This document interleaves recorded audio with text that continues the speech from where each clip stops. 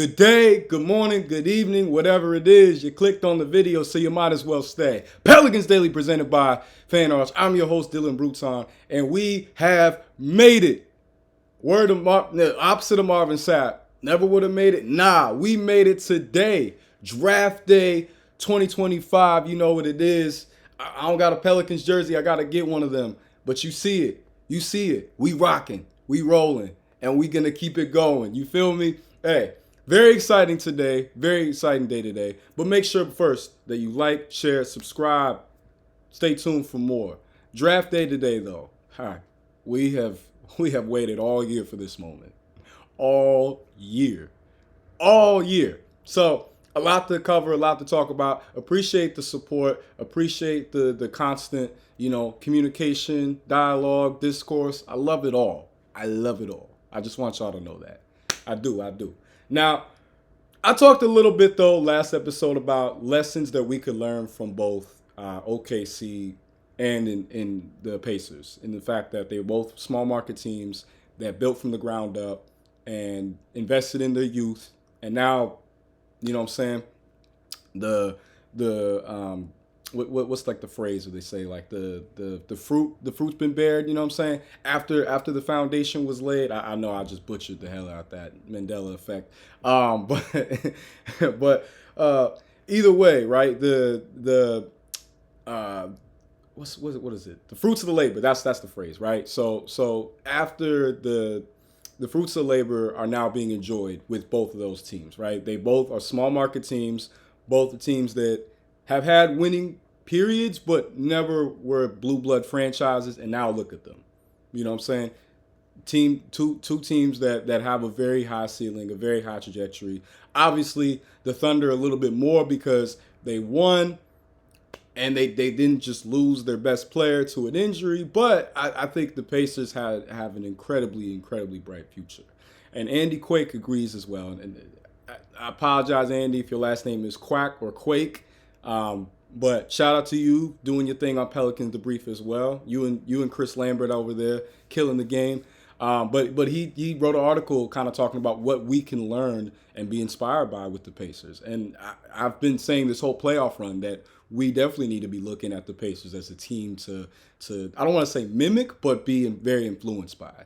And the biggest takeaway that he had that I also have is that it's all about your starting five being strong and you having depth. And I mean that this is common sense, but you'd be surprised. A lot, we've seen teams that were so top heavy that once they went past, a trio of guys or maybe like four guys, they ain't have nothing else. They had nothing to speak of, nothing to even take notice of. So in this vicinity, in this situation, no, I'm in full agreement. You know what I'm saying? The Pacers starting five all the way down to their ninth and 10th man, right? All capable and able of so much. And that's the goal that we're hoping to reach. That's why there's already been a culture shift. That's why we're already making moves. You know what I'm saying? That's why we acquired an extra first round pick. That's why we just traded CJ McCollum and Kelly Olynyk for Jordan Poole and Sadiq Bey, right? That's exactly why. We have to take those leaps of faith, but it has to be grounded and rooted in reality. Because if it's not, then hey, we're setting ourselves up for potential failure. We're setting ourselves up for potential, chaos. We don't need that. We've been through enough as a franchise. We have been through enough. Now, who are we going to draft? Given that now we address the guard position, who do we draft? Who do we draft? Well, should we draft Derek Queen at pick number 7, part 10, or whatever? I've talked about Derek Queen a lot. I'm not going to belabor all the different points. We know he's highly skilled. We know he's got a great blend of old school and new school to his game as a back to the basket big that can also handle the ball as a playmaker. But it's funny because my guy Chris Lambert, Chris Lambert went from being one of his biggest advocates and supporters to being like, well, maybe, I don't know, kind of being iffy, which I find interesting. You know what I'm saying? Chris, hit my line. We got to talk about this a little bit more in depth. But he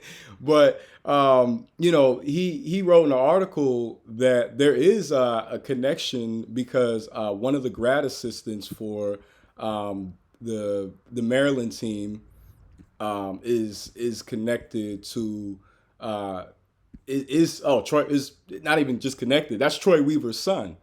So there's a possibility that that familial tie is going to warrant and include with us getting Derek Queen. Now I've been very vocal about I think Derek Queen would fit perfect. You know what I'm saying? You pair him next to Eve and the contrast in their skill set with Eve being a very traditional back to the basket big, high caliber athlete, shot blocker.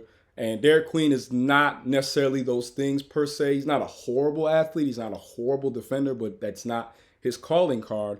But Derek Queen, makes up for it with the finesse and the physical. You know what I'm saying? So I think it would work. Like I think that a comparison that I don't think anyone has made, but maybe people have, is that like if you take aspects of Marc Gasol and Zach Randolph and put it into one, you get a Derek Queen. So I mean that's a very special player in my opinion because I think both those guys were great players, especially during that grit and grind era, the 2010s from Memphis. And I know me and Chris, we tight like that. He just don't know it yet, but I personally got to disagree with him. I think Derek Queen would make a perfect pick for us because he's going to get better. Derek Queen is going to get better at defense. It's not like it's the end all be all. He's 18, 19 years old. He's got a lot of potential. He's got a lot of skill. He's got skill that you can't teach from a big his size. Now I know in shoot, barefoot he's like 6'9", but in shoes the man's like 6'10", pushing 6'11". I mean it's I know everyone is over here fixated about Ace Bailey not being 6'10" and really being more like 6'7.5", 6'8", all that. But I mean like okay, like yeah, you're listed height, but you're rocking shoes the entire time. I just never got that phenomenon personally, right? That's just me though. That's just me. But I think that Derek Queen fits into the roster. I think that his abilities open up the floor for Zion, for Trey, for now Jordan Poole and DeJounte once he comes back. So me personally, I think that it would be a great pick, personally.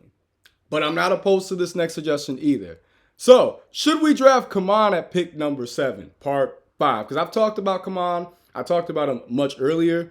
But it looks more like he's also a strong possibility. So Chris is now on the Kaman train of woo, woo, woo. And look, as a Duke fan, I get it. Hey, I love Kaman. I think he's got an incredibly high ceiling. I think that he's got potential that we don't even fully know of what he's capable of. That's the crazy part. He's got easily one of the highest ceilings in this draft class, easily. I think that he's somebody that, adds another element. We don't have a true 7-footer on our roster, and he's someone that with his insane wingspan, with his height, with his defensive ability, and with his outside jumper potential, because he's already he's already over a 76% free throw shooter, and he's got a very nice jump shot for him. And he showed in limited flashes that if need be, if it calls for it, that he can space the floor. It asks for a lot of intrigue and a lot of I didn't really think about that. I didn't really consider that. So me personally, if we draft Kaman, I'm happy. Yeah, look, I'm gonna just make it very clear. I'm happy either way. I know y'all have heard me talk a lot about Jeremiah Fear. I know y'all have heard me talk about Trey Johnson. I know y'all have heard me talk about Ace Bailey. But at pick number 7, we got to hit this pick out the park, and it's got to address our now biggest need, right? Because we got Sadiq Bey, so we have another wing in the event that, God forbid, we lose Trey or Herb. We have a wing that can step up, that's going to be coming into the year. Obviously he's going to have to get his footing, but once he's in it, he's going to be in it to win it. And then we address the guard position with Jordan Poole. And I mean, as I said in my talking about Jeremiah Fears, there's a lot of Jordan Poole to his DNA. I think he's a bit more of a pure point than Jordan Poole, but even still, just the shot creation ability and the ability to rotate from the 2 to the 1, I think there's a lot of potential there. So we'll see. But I really like the Kaman pick as well. I know, like, yeah, Chris is now pumping up Kaman, and he, is kind of looking at it from, like, just think about our entire depth chart. From starting five to the next five, and then maybe you got your other two guys, whatever, because it's a usually 15-man roster. But I feel like, honestly, yeah, I feel like Kaman is a great pick for us to make. I think that we would get a lot of value from him. I think that he could come in and it wouldn't be a lot of pressure. It'd be understanding of, like, hey, this young man is raw. He's got to, like, develop at his own pace. But he would be in a great infrastructure, in a great environment. We're actively making a culture shift, and I think that for anybody that we draft, they're going to be blessed in the fact that they're walking into a space where they care. You know what I'm saying? You can tell President Dumars cares. You can tell Mr. Weaver cares. You know what I'm saying? So that's what it's kind of all about. It's all about making sure that whatever young prospect we get, they're properly, supported, properly cultivated, and given a strong foundation to move forward. What happened with Dyson Daniels is a tragedy, because Dyson Daniels on this roster right now would kill it. Absolutely kill it. It might be a little overlap of him, Herb, Trey, but you can never be without a defender that can handle the ball and shoot. You just can't. You can't.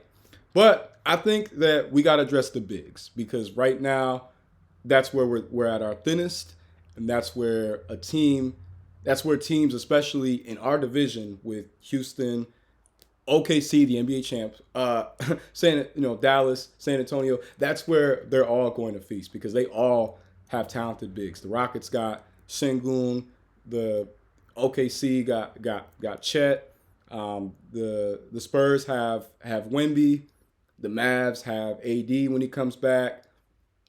So, we have to be prepared. We have to be ready. And then you throw a Kaman or you throw a Derek Queen in our lineup with Zion, with Herb, Trey, Jordan Poole now, DeJounte gets healthy and get better. Like, there's infinite possibility.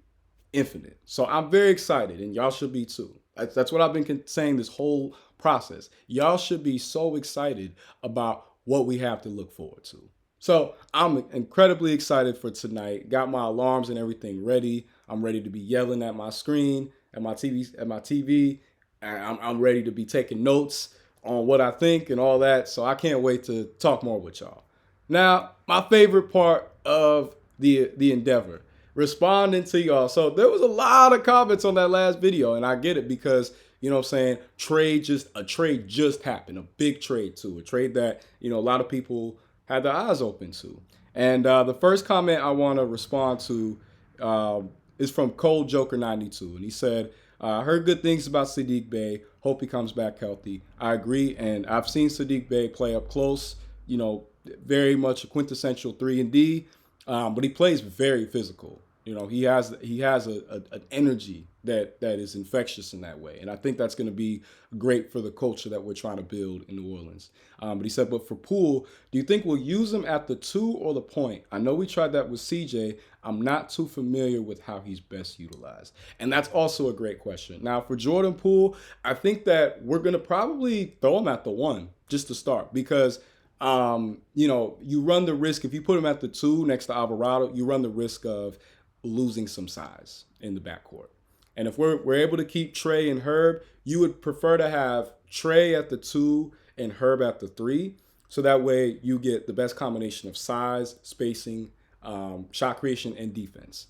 And with Jordan Poole, he can play the 1. I think people get it misconstrued about, like, his perception as a player and these last couple of years in Washington, but he can play the 1. You know what I'm saying? There was times where he had to play the 1 in certain lineups in Golden State, and he did very well. There was times where they even put Steph at the 2 and had him playing off ball and had Jordan Poole as the 1, kind of being the maestro of the offense. Now, obviously, they had Draymond, who, that it helped having Draymond there with his skill set as a giant point forward. as a jumbo playmaker. But that's where if we get a Derek Queen, right, he can. I'm not saying Derek Queen and Draymond like there's a lot of difference in their game. I think Derek Queen has a deeper bag than Draymond. Like, look, let's just keep it a buck. But that kind of impact of being that versatile big that can handle the ball, that can bring the ball up the court and play make, right? That opens up the court. That opens things up for the rest of the offense. So I think Jordan Poole will likely start out the year at the 1, see how he goes, and if it works, then hey, you got your guy. And if not, you put him at the 2 and see, okay, how do you like playing off ball? Because we know you got a shot, you can create off the ISO. So that just always helps. And then the next comment I'm gonna respond to, he said, in a vac. This is from if you know 504. I'm hoping that's what your username means, but it says IYKYK. So I mean that's as I know it. I know that's if you know you know. But he said in a vacuum the return is not bad, but if you consider BI and CJ for Bay and Poole and minor draft considerations, Brown is a free agent, it sucks eggs. Well, that's a lot to unpack. That is a lot to unpack. I think that we were in a unique situation where with BI, his health, right? The talent was undeniable, unquestionable when healthy. But with his health, it was going to be hard with, how long was it going to take to get him moved? How long was it going to take for him for his value to not be lost, right? If he's constantly getting hurt, if he's constantly unable to show up, because they say availability is your greatest asset as an athlete and just in life, right? But I honestly feel like I love CJ, and like I've been saying, hats off to CJ, salute to CJ, much love to CJ. And hopefully he can be a great veteran leader for them in Washington. And I know people are like, oh, that's basketball purgatory. There's no hope. But if you look at the young guys on their roster and the guys that they've been acquiring and the assets, I actually feel like they're making a real shift. And I think that potentially in a few years, hey, hot take, but I feel like in a few years, the Wizards might build something that, might build something worth a damn. Might build something that is you pay attention to. But with CJ, it's kind of the same thing, but except the fact that he was older, and then that there was just he was a bit of a liability defensively, and not necessarily a floor raiser. You know what I'm saying? So sometimes you just have to take that leap of faith. Even though Jordan Poole is younger, he's won a championship, and he's been in multiple playoff runs, and it helps when you have winning pedigree that you're bringing into the fold. I really feel like that. And with Saddiq Bey, he doesn't have that same track record, unfortunately, just because of the teams he's been on. But I think he's got the right attitude to be able to adjust and respond.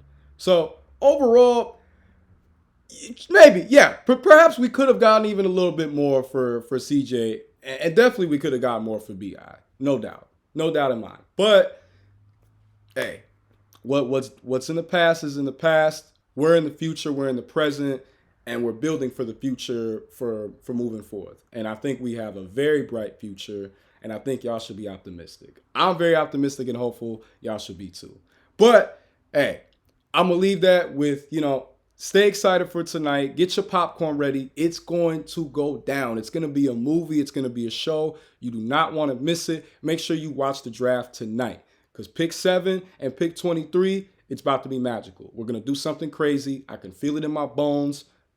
And I'm very excited to see, and break it down after. So make sure that you like, share, subscribe. Make sure that you follow Fan Arch on all social media platforms. They're killing the game with sports content daily. They've got so many talented people. Just a great organization all around. And I'm excited to break down more Pelicans coverage and news. So stay tuned for more. Much love. And let's get excited for draft night tonight. Let's go! Woo! You know what I'm saying? Get excited. Get loud. Get ready. Because we're going to make, like Shalimar said, gonna make this a night to remember. Get ready. Get ready tonight. Hey, gonna make this a night to remember. So, you know the drill. Make sure that you like, share, subscribe. Stay tuned for more. It's a blessing always to interact with y'all. Ciao.